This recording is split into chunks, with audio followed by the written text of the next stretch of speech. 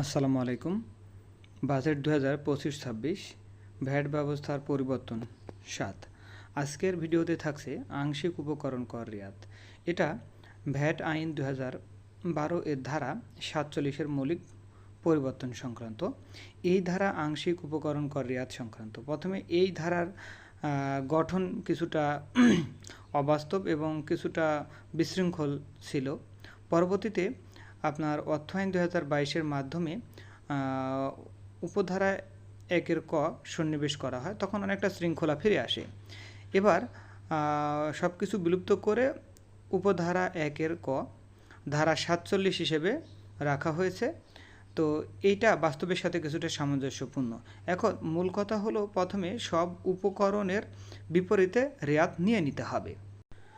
প্রতি মাসের দাখিলপত্রে রেয়াতযোগ্য নয় এমন সরবরাহের বিপরীতে আগে নেয়া রেয়াত বৃদ্ধিকারী সমন্বয় করতে হবে। প্রতি মাসে এভাবে বৃদ্ধিকারী সমন্বয় করে রেয়াত নিতে হবে। তাহলে সব শেষে আংশিক উপকরণ কর রেয়াত নেওয়া হবে। এই ভিডিওর টপিকসটি সংগ্রহ করা হয়েছে ডক্টর মোহাম্মদ আব্দুর রউফ স্যারের পেজ থেকে। ধন্যবাদ।